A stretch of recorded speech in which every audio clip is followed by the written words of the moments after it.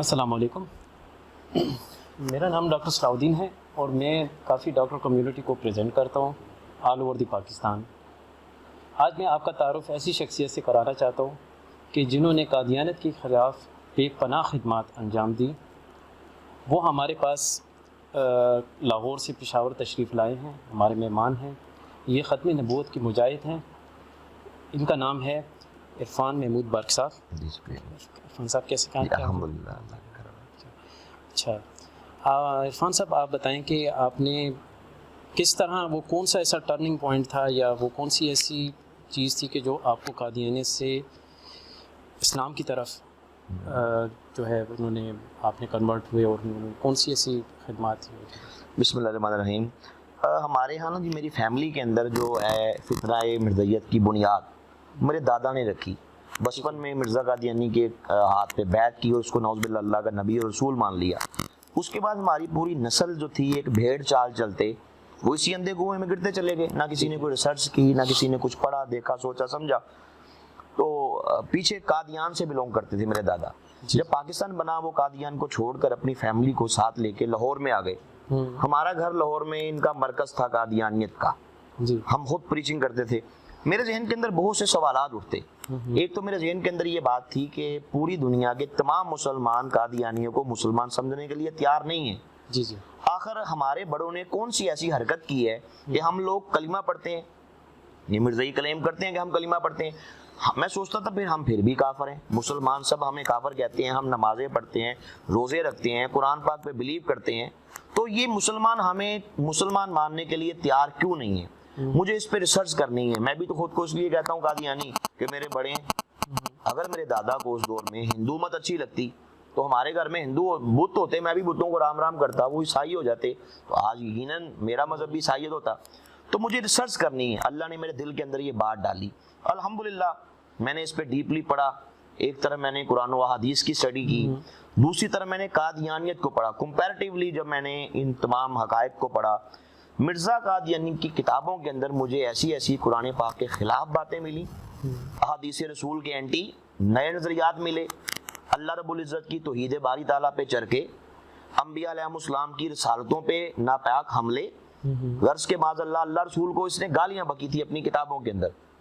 میں حیران رہ گیا کہ میرے ذہن کے اندر جو ایک شیش محل تھا مرزا قادیانی کا یا قادیانیت کا، وہ تو کرسی ہو گیا۔ جب میں ان حقائق سے اویئر ہوا تو میں نے کہا یہ تو بدترین کافر ہے، جو اللہ کو گالی بکے یہ مسلمان نہیں ہو سکتا۔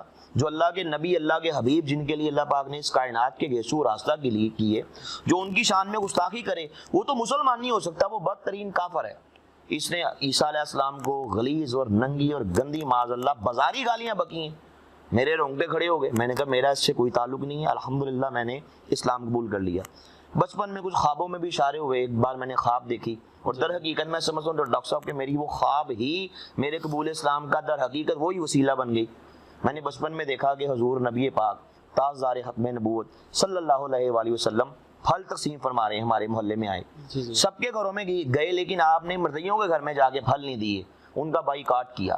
میں باہر کھڑا، میری طرف کریم آقا صلی اللہ علیہ وسلم نے نگاہ کرم فرمائی اور تبسم فرما دیے، مسکرا دیے، تب آنکھ کھل گئی۔ پھر میں نے ایک بار مرزا قادیانی کو جہنم کی آگ میں جلتے ہوئے دیکھا۔ الحمدللہ اس کے فوراً بعد میں نے ایک لمحے کی بھی تاخیر نہیں کی اور کائنات کی سب سے عظیم دولت ایمان کو پا لیا۔ الحمدللہ میں نے اسلام قبول کر لیا۔ ٹھیک ناظرین، آپ کو بتاتے چلیں کہ یہ تین کتب کے جو ہے رائٹر بھی ہیں، اور ماشاءاللہ ان کی کتاب جو ہے وہ پورے پاکستان میں لوگ کافی اس کو فالو بھی کرتے ہیں۔ عرفان صاحب یہ بتائیں کہ آپ کی پریچنگ سے کتنے لوگ کنورٹ ہوئے ہیں قادیانیت سے مسلمان، اور کیا کیا آپ نے خدمات اس کے بعد انجام دی؟ جی ایک میرے دل میں کسر تھی، تڑپ تھی، فکر تھی کہ حکم بھی یہ ہے کہ سب سے پہلے اپنے گھر سے آغاز کرو۔ تو میں نے سب سے پہلے اسلام کی، اللہ نے اسلام کی تبلیغ کے کام میں نا، دعوت کے کام میں بڑی خیال رکھی ہے۔ جی میرے دل میں تھا کہ میرے اپنے ہیں، یہ جہنم میں چلے جائیں گے، ان کو کون سمجھائے گا، ان کو تو پتہ ہی نہیں ہے، یہ تو دادے نے مرتد ہوا، آگے پوری نسل وہ کنویں میں گرتے چلے گئے، اندھے کنویں میں۔ تو مجھے ان تک اسلام کا جو ریئل میسج ہے وہ ان کو کنوے کرنا ہے۔ میں نے گھر میں میرا ریئیکٹ ہوا، مطلب میری برادری کی طرف سے مجھے مارا پیٹا گیا، سر پہ ڈنڈے مارے، میری مینٹلی ٹارچر کیا گیا، مجھے بڑی بڑی لالچیں دی گئیں، اللہ نے مجھے ثابت قدمی کا پہاڑ دیا، الحمدللہ عطا کیا کہ میں ڈٹ گیا۔ میں نے کہا مار دو کیا کرو گے، ہمارے کیا بڑوں نے، ہمارے اسلاف اکابرین نے اسلام کے لیے کیا قربانیاں نہیں برداشت کی، دی انہوں نے قربانیاں، زندگیوں کے چراغ ہتھیلیوں پر رکھ کے وہ سوئے مقتل اترے۔ اسلام کے لیے کتنوں کو شہید کیا گیا، شہید کربلا کو دیکھ لیں، پوری ایک تاریخ ہے، ایک درخشاں تاریخ ہے ہماری مسلمانوں کی۔ اللہ نے ثابت قدمی عطا فرمائی، گھر میں اس کے باوجود کہ مخالفت کی آندیاں تھیں، میں نے گھر میں پریچنگ کی۔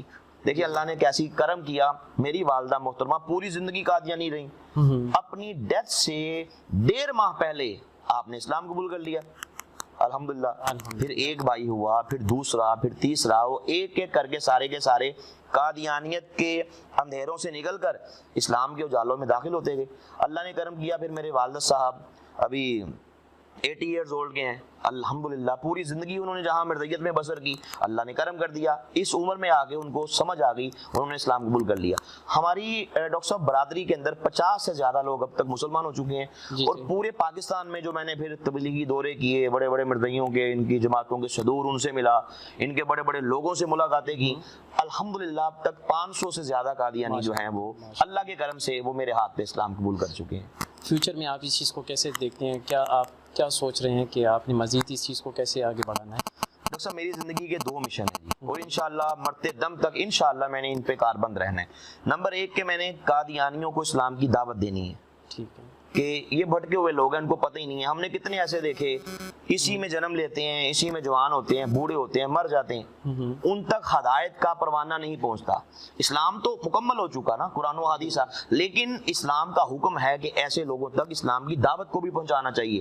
اگر اسلام نافذ نہیں ہے، پاکستان کے اندر اسلامی کنٹری نہیں ہے، ویسے تو اسلام کے اندر ایسے لوگوں کو جینے کا حق اسلام نہیں دیتا، مرتد کو، زندیق کو، گستاخ رسول کو اسلام زندہ رہنے کا رائٹ نہیں دیتا۔ مسلمہ کذاب کو جہنم حاصل کیا گیا، سیدنا صدیق اکبر نے کروایا، اسود انسی کو یمامہ کے میدان کے اندر وہیں پہ اس کو جہنم حاصل کیا گیا، مطلب اس کو خاک و خون میں تڑپایا گیا۔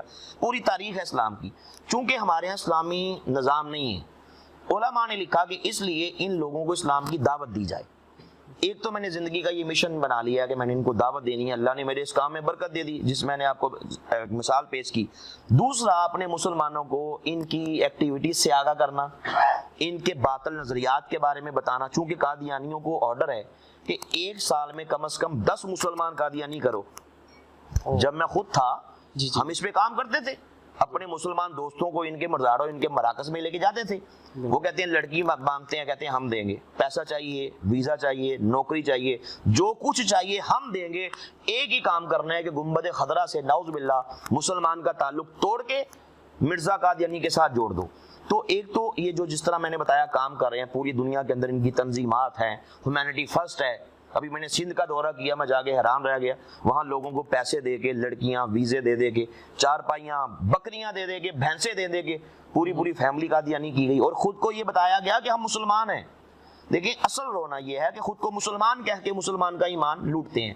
تو اپنے مسلمان بھائیوں کو میں نے انشاءاللہ اویئرنیس دینی ہے، دے رہا ہوں، مرتے دم تک دوں گا کہ یہ کتنا بڑا فتنہ ہے، یہ اللہ کے گستاخ ہیں، یہ نبیوں کے گستاخ ہیں، انہوں نے ختم نبوت کے عقیدے پہ، فولادی عقیدے پہ اٹیک کیا، جس عقیدے کو پروردگار نے قرآن پاک کے اندر 100 بار بیان فرمایا، اور 210 احادیث کے اندر خود آمنہ کے لال نے ارشاد فرمایا لوگوں میں اللہ کا آخری نبی ہوں، میں خاتم النبیین ہوں۔ انہوں نے ختم نبوت پہ ناپاک پنجے گاڑے، یہ بدترین کافر ہیں، اللہ رسول کے گستاخ ہیں، انبیاء کے گستاخ ہیں، صحابہ و اہل بیت کے گستاخ ہیں۔ میں نے لوگوں کو یہ بتانا ہے، چونکہ میں گھر کا بیدی ہوں نا، تو میں نے گھر کے بیدی کی حیثیت سے ان کے سیاہ چہرے سے میں نے انشاءاللہ نقاب کو اٹھانا ہے، گرانا ہے انشاءاللہ۔ میرے آپ سے 2 کویسچن ہیں۔ کوئی مسلمان اس چینل کو دیکھ رہا ہے، ان کو آپ کیا میسج دینا چاہتے ہیں؟ اور کوئی قادیانی کوئی یہ اس کو دیکھ رہا ہے تو ان کو کیا میسج آپ دینا؟ دیکھیں جی، میں پوری امت مسلمہ کو یہ میسج دوں گا کہ قادیانی جس طرح میں نے بتایا یہ کائنات کے بدترین کافر ہے، اور یہ بدترین فتنہ ہے جس کی بنیاد ظالم انگریز نے رکھی۔ ہوتا یہ ہے ڈاکٹر صاحب، جتنے بھی لوگ مسلمان سے قادیانی ہوتے ہیں نا، دیکھیں پہلا سٹیپ قادیانیت نوازی ہے۔ یقین جانیے جتنے لوگ قادیانی ہم نے ہوتے دیکھے، لڑکیاں پیسہ ویزا وہ تو دے گا، تب دے گا نا جب تعلقات ہوں گے۔ جی پہلا سٹیپ ہے قادیانیوں سے مراسم، ان سے بزنس، ان سے لین دین، ان سے یاری، قلبی محبت، تعلقات۔ اسی لیے اسلام نے کہا کہ قادیانیوں سے، عام کافروں سے تعلقات ہو سکتے ہیں، عیسائی سے بزنس ہو سکتا ہے، ہندو سے، بدھسٹ سے، سکھ سے ہو سکتا ہے، قادیانی سے نہیں ہو سکتا. جن کو اسلام زندہ رہنے کا رائٹ نہیں دے رہا، تعلقات کہاں سے آگے؟ کیا ہم نعوذ باللہ معاذ اللہ اگر کوئی یہ دعویٰ کرے کہ میں صدیق اکبر سے زیادہ غیرت مند ہوں، وہ تو گیا. جو معاذ اللہ دعویٰ کرے میں نبی پاک سے زیادہ معاذ اللہ حساس ہوں، زیادہ غیرت مند ہوں، اس کا تو ایمان گیا، تباہ ہو گیا وہ. تو قادیانیوں کا بائیکاٹ کریں. میں امت مسلمہ سے، تمام مسلمانوں سے، بالخصوص اپنی یوتھ سے یہ کہنا چاہوں گا کہ قادیانی ایمان کے ڈاکو ہیں. یاری کرو گے ڈنگ مارے گا. یہ نہیں ہو سکتا کہ آپ قادیانی سے دوستی کرو، وہ آپ کو اس پہ کرنے کے لیے، قادیانی کرنے کے لیے کوشش نہ کرے. وہ کرتے ہیں، ان کو تو آرڈر ہے 1 سال میں 10 مسلمانوں کا ایمان لوٹو. اس لیے میں مسلمانوں کو یہ پیغام دوں گا کہ سب سے پہلا یہ کام کریں، قادیانیوں سے لین دین، تعلقات، کھانا پینا اسلام نے حرام لکھا ہے. اور اس میں کسی ایک مولوی صاحب کی رائے نہیں ہے. تمام سکولز آف تھاٹ، بالکل ہمارے ہاں آل سکولز آف تھاٹ، سب کا یہ متفقہ طور پہ فتویٰ ہے کہ قادیانی سے تعلقات نہیں ہو سکتے. بائیکاٹ کریں. دوسرا، ختم نبوت کا پہرا دیں، ختم نبوت کا کام کریں، مسلمانوں کو اس فتنے سے بچائیں. اور قادیانیوں کے لیے میرا یہی میسج ہے کہ وہ قادیان کو پڑھیں. مرزا قادری نے سب سے زیادہ اپنا رد خود کیا ہے. اس لیے آپ اس کی کتابیں پڑھیں، اس کے جھوٹے ہونے کی دلیل ہے. انبیاء کتابیں نہیں لکھتے، اس نے لکھی، جھوٹے ہونے کی دلیل ہے. اس نے اللہ کو گالیاں بکی، اس کے جھوٹے ہونے کی دلیل ہے. اس نے نبیوں کو گالیاں بکی، اس کے جھوٹے ہونے کی دلیل ہے. تو میں کہوں گا کہ سب سے پہلے اپنے مذہب، اپنی فتنے کو پڑھیں. اس فتنے کو مرزا قادری کے خیالات پڑھیں، اس کے تخیلات پڑھیں، اس کی تھاٹ، اس کی سوچ پڑھیں. انشاءاللہ ہدایت واضح ہو جائے گی. کیونکہ مرزا قادیانی کو میں سمجھتا ہوں کہ شریف انسان کہنا بھی، یقین جانیے ڈاکٹر صاحب، یہ شرافت کی توہین ہے. مرزا قادیانی کو صرف نبی رسول ماننا یہ اسلام کی توہین نہیں ہے، یہ لاجک کی بھی توہین ہے، انسلٹ ہے، یہ عقل کی بھی انسلٹ ہے. اس لیے میں دنیا کے تمام مرزائیوں سے کہوں گا، تم اس لیے مرزائی ہو کہ تمہارے بڑے ہیں. ریسرچ کرو، پڑھو، جہنم کے بھڑکتے شعلوں سے بچ جاؤ، قبر کے پسلیاں توڑنے والے عذاب سے اللہ کی پناہ مانگو، اور چھوڑو اس عذاب کو. اور آمنہ کے لال حضور تاجدار ختم نبوت صلی اللہ علیہ وسلم کے دامن رحمت سے وابستہ ہو کر سچے دین اسلام کو قبول کر لو. اسی میں انشاءاللہ دونوں جہانوں میں کامیابی ہے. تھینک یو سو مچ عرفان صاحب، آپ نے اتنا ٹائم دیا. آپ لاہور سے پشاور تشریف لائے.